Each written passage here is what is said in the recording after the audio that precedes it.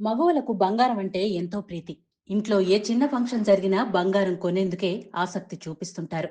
కొత్త కొత్త డిజైన్స్ తో వచ్చే జ్యువెలరీని కొనేందుకు మహిళలు ఎక్కువగా సమయం కేటాయిస్తుంటారు.